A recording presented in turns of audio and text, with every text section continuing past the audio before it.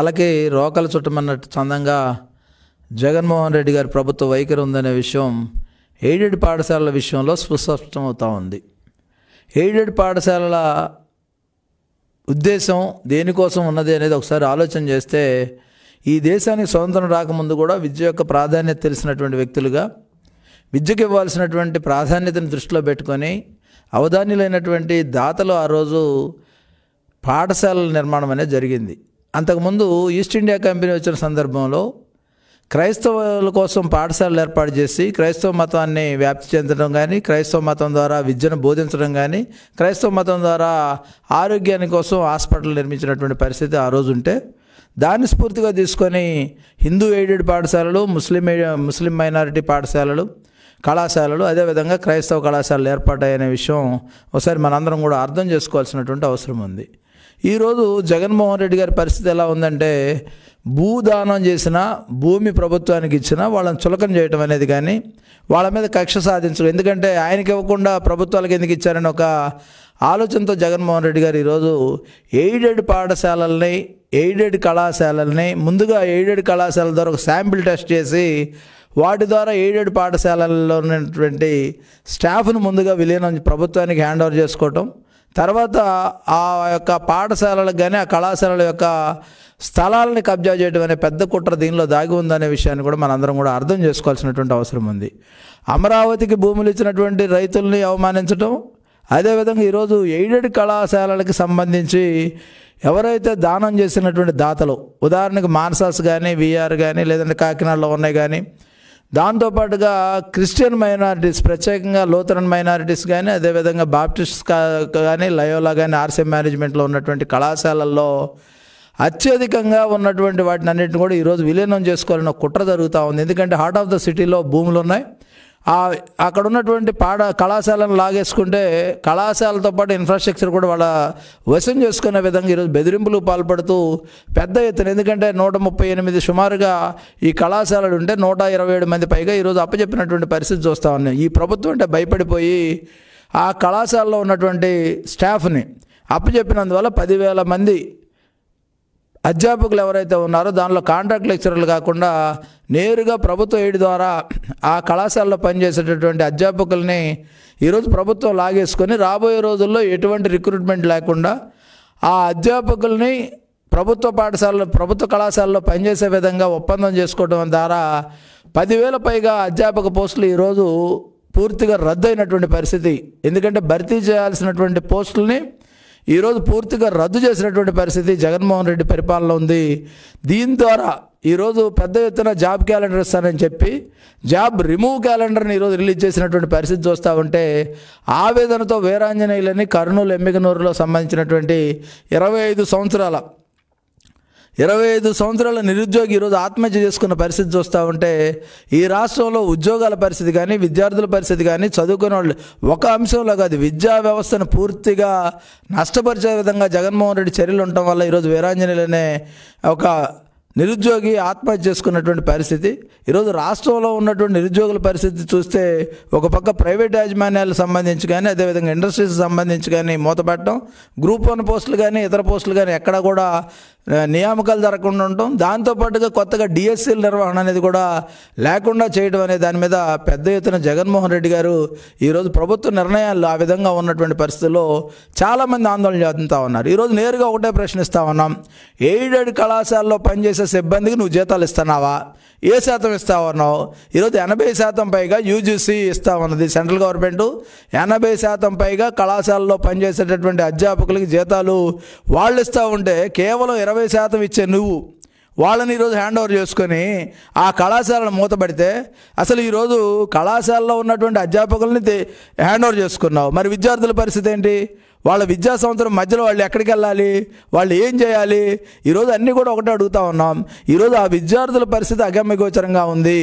సుదూర తీర ప్రాంతాలకు వెళ్ళి చదువుకునేటటువంటి పరిస్థితి లేదు. ఈరోజు విద్యను దూరం చేస్తూ ఉన్నటువంటి పరిస్థితి నీ దగ్గర ఉందనే విషయాన్ని ఈ సందర్భంగా గుర్తు చేస్తూ ఉన్నాం. దీనిలో పెద్ద కుట్రకోణం దాగి ఉంది.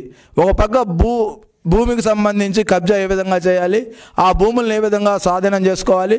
మాన్సాస్ అనేది ఒక ఎక్స్పెరిమెంట్ జరిగి దానిలో ఫెయిల్ అయిన తర్వాత ఇది ఒక మోడర్న్ ఎత్తుగడతో జగన్మోహన్ రెడ్డి ఈరోజు వచ్చినటువంటి పరిస్థితి మనం చూడాల్సినటువంటి అవసరం ఉంది. దీని ద్వారా విద్యార్థుల భవిష్యత్తును తాకట్టు పెట్టి ఆ దాతల యొక్క దాతృత్వాన్ని మరుగునపరిచి వాళ్ళకి చనిపోయినటువంటి దాతలకు కానీ ఉన్నటువంటి దాతలకు కానీ మనశ్శాంతి లేకుండా ఆత్మశాంతి కలగకుండా ఈరోజు జగన్మోహన్ రెడ్డి చేస్తున్నటువంటి పరిస్థితి ఏదైతే ఉందో ఈ పరిస్థితిని తీవ్రంగా ఖండిస్తూ ఉన్నాం. దాంతోపాటుగా ఈ ఎయిడెడ్ కళాశాలలో పెద్ద ఎత్తున చదువుకునే దళిత బడుగు బలహీన వర్గాల పిల్లలనే విషయం జగన్మోహన్ రెడ్డి కావాలనే వాళ్ళకి విద్యను దూరం చేయాలనే ఒక కుట్ర దీనిలో దాగి ఉందనే విషయాన్ని కూడా ఈ సందర్భంగా మనవి చేస్తా ఉన్నా. ఈరోజు ఒకటే, ఆ కళాశాలను మూసివేసిన తర్వాత ఆ విద్యార్థులు ఎక్కడికి వెళ్ళాలి, అదేవిధంగా లేదు ఆ విద్యార్థులను అదే యాజమాన్యం కింద చదువుకుంటే వాళ్ళ భారం ఆర్థిక భారం ఎవరు పడతారు, ఆర్థికంగా వాళ్ళకి ఎవరు వెసులుబాటు కల్పిస్తారు, పెద్ద ఎత్తున రేపు ఫీజులు పెంచుకోమని వాళ్ళకి అవకాశం ఇచ్చేటటువంటి పరిస్థితి ఉందనే విషయం కూడా గుర్తించాల్సినటువంటి అవసరం ఉంది. ఈరోజు బడుగు బలహీన వర్గాలు ఎక్కువగా 195% పైగా బడుగు బలహీన వర్గాల విద్యార్థులే ఈ కళాశాలలో చదువుతున్నటువంటి పరిస్థితుల్లో విద్యను వాళ్ళకు దూరం చేస్తూ ఉన్నటువంటి పరిస్థితి. ఒక పక్క ఏదైతే ప్రాథమిక విద్య, మాధ్యమిక విద్య కానీ లేదా ఉన్నత విద్యకు కానీ ఉన్నత విద్యను కానీ పూర్తిగా నిర్వీర్యం చేసినటువంటి పరిస్థితి మనం చూసాం. ఎందుకంటే నూతన విద్యా విధానం పేరుతో ఇప్పటికే దాన్ని అంతా కూడా కంపు చేసి ఈరోజు పాఠశాలలు అయిపోయినాయి, కళాశాలల మీద పడ్డటువంటి పరిస్థితి చూస్తూ ఉంటే విద్యను పూర్తిగా ప్రైవేటీకరణ చేయటం లక్ష్యమా, విద్యను పూర్తిగా విద్యార్థులకు దూరం చేయడం లక్ష్యమా, విద్యను పూర్తిగా బడుగు బలహీన వర్గాలకి దూరం చేయడం లక్ష్యమా, జగన్మోహన్ రెడ్డి స్పష్టంగా సమాధానం చెప్పాల్సినటువంటి పరిస్థితి ఉంది. ఈరోజు 10,000 అధ్యాపకులను హ్యాండ్ ఓవర్ చేసుకున్న తర్వాత 10,000 ఉద్యోగాలు నిరుద్యోగులకు లేకుండా పోయినటువంటి పరిస్థితి. అదే కాకుండా ఈరోజు రాష్ట్ర వ్యాప్తంగా మనం ఒకసారి చూస్తే ఎక్కడా కూడా ఎయిడెడ్ పాఠశాలలు కూడా రేపు రాబోయే రోజుల్లో ఇదే పరిస్థితి దాపరించే పరిస్థితి ఉంది. ఈరోజు ప్రధానంగా జగన్మోహన్ రెడ్డి గారు ఏదైతే హిందూ కళాశాలలు, అదేవిధంగా క్రైస్తవ కళాశాలలు, మైనారిటీ కళాశాలలు, ఈ కళాశాలలకు ఆయన చేసేది ఏంటంటే 10,000 మందికి 20% చొప్పున మాత్రమే జీతం ఇస్తా ఉన్నాడు. మరి ఎందుకు భారం ఎక్కడైంది, ప్రభుత్వానికి భారం ఎందుకైంది, వాటిని స్ట్రీమ్ లైన్ చేయాల్సినటువంటి అవసరం ఉంది. ఎయిడెడ్ అని పూర్తిగా చంపేసేటటువంటి కుట్ర ఈ ప్రభుత్వం చేస్తూ ఉంది. ఈ ప్రభుత్వ కుట్రని దళిత బడుగు బలహీన వర్గాలు అర్థం చేసుకోకపోతే రాబోయే రోజుల్లో తప్పకుండా ప్రమాదం జరిగేటటువంటి అవకాశం ఉంది, విద్యను దూరం చేసేటటువంటి అవకాశం ఉంది. విద్య ద్వారా మాత్రమే మనం ఈరోజు అభివృద్ధి చెందాం. అభివృద్ధికి నోచుకోకుండా ఎవరైతే ఈ బడుగు బలహీన వర్గాలను దూరం చేసేటటువంటి కుట్రలో భాగమే ఇది జరుగుతూ ఉంది. దీన్ని ఖండించాల్సిన పరిస్థితి ఉంది. ఎందుకంటే ఎవరికో జరుగుతుంది కదా మనకెందుకులేని మనం కూడా ఉదాసీనంగా వ్యవహరిస్తే తప్పకుండా మన కింద కూడా నీళ్లు వచ్చి ఈ ప్రభుత్వం పూర్తిగా నిర్లక్ష్యంగా విద్యని అందరికి దూరం చేసే పరిస్థితి ఉంది. దాంతోపాటుగా వాళ్ళ యొక్క ముఖ్య ఉద్దేశం విద్యను అందించడం, ఆరోగ్యం అందించడం అనే కాన్సెప్ట్తో ఎప్పుడో, ఎందుకంటే ఈస్ట్ ఇండియా కంపెనీ వచ్చిన దగ్గర నుంచి ఎయిడెడ్ పాఠశాలలో ఉన్నటువంటి పరిస్థితి ఉంది. అలాంటి కళాశాలని, పాఠశాలను కూడా రాబోయే రోజుల్లో మూసివేసి విద్యను పూర్తిగా నిర్వీర్యం చేసేటటువంటి కార్యక్రమాన్ని తీసుకున్నారు. ఈరోజు ఎయిడెడ్ పాఠశాలలో అధ్యాపకులకి అదేవిధంగా ఉపాధ్యాయులకు జీతాలు ఇస్తా ఉన్నామని చెప్పుకుంటా ఉన్నారు. మరి సౌకర్యాల పరిస్థితి ఎందుకు చేయట్లేదు? నాడు నేడు అన్నావు, ఏది నాడు ఏది నేడేది ఏమీ లేకుండా పోయింది. ఈరోజు పాఠశాలల విద్య కానీ లేదంటే కళాశాల విద్య కానీ నాడు ఉన్నది నిజమైంది, నేడు అబద్ధమైంది. ఈరోజు భ్రాంతిలో బతికే పరిస్థితి జగన్మోహన్ రెడ్డికి ఉందనే విషయాన్ని కూడా ఈ సందర్భంగా గుర్తు చేస్తూ, ఎప్పటికైనా ఎయిడెడ్ పాఠశాలల మీద నీకున్న ప్రేమ రెండు నాకు తెలిసి ఆ భూముల మీద తప్ప వేరే దాని మీద నీకు ధ్యాస ఏమీ లేదు. విద్యని ఈరోజు పూర్తిగా వ్యాపారీకరణ చేస్తున్నటువంటి సందర్భం. దాని ద్వారా విద్యా వ్యాపారం అయిపోయి బడుగు బలహీన వర్గాలకు విద్య దూరం అయ్యే పరిస్థితి ఉంది. దాంతోపాటు ఇప్పటికే పీజీ విద్యార్థులకు రియంబర్స్మెంట్ లేదు, పీజీ విద్యార్థులకు స్కాలర్షిప్లు లేవు, పీజీ విద్యార్థులకు సౌకర్యాలు లేవు. కేవలం గ్రాడ్యుయేషన్ వరకు మాత్రమే నువ్వు ఇచ్చి పోస్ట్ గ్రాడ్యుయేషన్ పూర్తిగా నిర్వీర్యం చేసినటువంటి పరిస్థితి ఉందనే విషయాన్ని ఈ సందర్భంగా గుర్తు చేస్తూ విద్యార్థులు మేల్కోవాలి, విద్యార్థుల తల్లిదండ్రులు మేల్కోవాలి. మేల్కొని ఈ సమస్య మీద అందరూ కూడా గళమెత్తాల్సిన పరిస్థితి ఉంది. దాంతోపాటుగా ఉపాధ్యాయ అధ్యాపక సంఘాలకు కూడా మనవి చేస్తూ ఉన్నాం. మేధావుల మౌనం ఈ దేశానికి కానీ ఈ సమాజానికి కానీ ఈ రాష్ట్రానికి కానీ మంచిది కాదు. 2.5 సంవత్సరాలు గడిచిపోయాయి. ఇప్పటికన్నా మేధోమథనం చేయాల్సినటువంటి అవసరం ఉంది.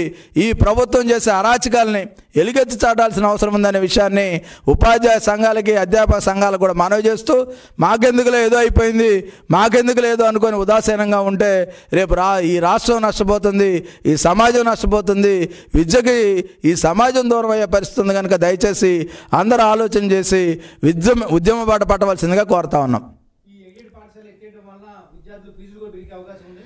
ఇది పూర్తిగా వ్యాపారీకరణ అనేది జరగబోతూ ఉంది. విద్యార్థులు ఈరోజు ఆ ఎయిడెడ్ ఎప్పుడైతే ఉపసంహరించుకున్నారో ఆ అధ్యాపకుల భర్తీ అనేది ప్రైవేట్ రంగం ద్వారా అధ్యాపకుల భర్తీ జరిగి వాళ్ళ జీతబత్యాలే కానీ, లేదు కాన్వెంట్ కల్చర్ అనేది కానీ, లేదా స్కూల్స్ ఏదైతే పాఠశాలలు ఏదైతే ప్రైవేట్ పాఠశాలలు ఉన్నాయో, ప్రైవేట్ కళాశాలలు ఉన్నాయో ఆ పరిస్థితి దీన్ని దాపురించడం వల్ల పెద్ద ఎత్తున ఫీజులు కూడా ఆ అధిక భారం పెనుభారం పడబోతా ఉంది విద్యార్థుల మీద కూడా. దాని ద్వారా విద్యను కూడా మానివేసి ఇళ్ల దగ్గర కూర్చునే పరిస్థితి వస్తేనే విద్యకి సమాజం దూరం అవుతుందనే విషయాన్నే ఈ సందర్భంగా తెలియజేస్తూ ఉన్నాం. పూర్తిగా, ఎందుకంటే దాతలు ఏ ఉద్దేశం చొప్పున ఇచ్చారు? విద్యాదానం అన్నిటికన్నా గొప్ప దానం. దానాలన్నిటికన్నా అన్నదానం కన్నా అన్ని దానాల కన్నా కూడా విద్యాదానం గొప్పదని ఒక మంచి ఉద్దేశం చొప్పునే దాతలు ఆ రోజు, ఎందుకంటే భారతదేశానికి స్వాతంత్రం రాకముందు నుంచి కూడా ఎవరైతే విద్యకు దూరం అయ్యారో, విద్య ద్వారా విజ్ఞానం వస్తుంది, విజ్ఞానం ద్వారా సమాజం బాగుపడుతుంది, ఆ సమాజం బాగు ద్వారానే ఈ యొక్క నిర్మాణం అనేది జరుగుద్దని, ఒక అభివృద్ధి అనేది జరుగుద్దని ఒక మంచి ఉద్దేశం చొప్పున ఆ రోజు దాతలు పెద్ద ఎత్తున, ఎందుకంటే మాన్సాస్ కానీ, విఆర్ కానీ, ఏబిఎం కానీ, సిఎస్ఐ కానీ, లోతరన్ కానీ, అదేవిధంగా ముస్లిం మైనారిటీ సంస్థలు కానీ పెద్ద ఎత్తున కళాశాలలో పాఠశాలలు ఏర్పాటు చేస్తే దాన్ని నిర్వీర్యం చేసి దాతల యొక్క దాతృత్వాన్ని అవమానించడమే దీన్ని పని అని ఈ సందర్భంగా తెలియజేస్తా ఉన్నాం. అసలు పూర్తిగా దివాళా తీసిన పరిస్థితి. 80% ఇప్పుడు గ్రాంటీని ఇచ్చిన తర్వాత రెగ్యులర్ అధ్యాపకులను తీసేసి అధ్యాపకులు రిటైర్మెంటో గోల్డెన్ హ్యాండ్ షేక్ ఏదో ఒకటి ఇచ్చి కొత్తగా స్టాఫ్ని తీసుకొని ఆ వచ్చేటటువంటి ఆదాయం ఏదైతే ఉందో వాళ్ళ కాంట్రాక్ట్ లెక్చరర్ గానో లేకపోతే ఇంకో లెక్చరర్ గానో ఇచ్చి పబ్బం గడుపుకొని ఆ డబ్బులు కూడా తీసుకెళ్ళి వాళ్ళ భోషణాలు వేసుకోవాలనే ఉద్దేశం తప్ప ఎక్కడ కూడా ప్రభుత్వానికి ఈ విద్య పట్ల కానీ, విద్యార్థుల పట్ల కానీ, సమాజం పట్ల కానీ బాధ్యత లేదనే విషయాన్ని కూడా తెలియజేస్తా ఉన్నాం. అసలు కేంద్ర ప్రభుత్వాన్ని సంప్రదించి ఏది చేస్తూ ఉంది? కేంద్ర ప్రభుత్వం అనుమతి అనేది ఉంటే వాళ్ళు గ్రాంట్ ఇచ్చేవాళ్ళు 80% గ్రాంట్ ఇస్తూ ఉన్నారు యూజీసీ ద్వారా. మరి వాళ్ళ పర్మిషన్ లేకుండా ఏ విధంగా బలవంతంగా అర్ధరాత్రి చేసింది? 8వ తారీఖు ఏ విధంగా చేసింది? ఈ రోజుకి అన్నీ కూడా హ్యాండ్ ఓవర్ ఎలా చేసుకోగలిగింది? కేవలం భయభ్రాంతులకు గురి చేసి ఈ ప్రభుత్వం ఎవరిని అడిగే పని లేదు. 151 సీట్లు వచ్చాయి కాబట్టి మేము ఏది చేస్తే అదే రైట్ అనే విధంగా ఉంది తప్ప ఈ విషయంలో కూడా కేంద్ర ప్రభుత్వంలో ఉన్నటువంటి ప్రజాప్రతినిధులు మాట్లాడాల్సిన అవసరం ఉంది. ఈ సమాజానికి విద్యని దగ్గర చేయాల్సినటువంటి పరిస్థితిలో దూరం చేస్తూ ఉన్నారు. వాళ్ళకు కూడా బాధ్యత ఉంది, వాళ్ళు కూడా మాట్లాడాల్సిన అవసరం ఉంది.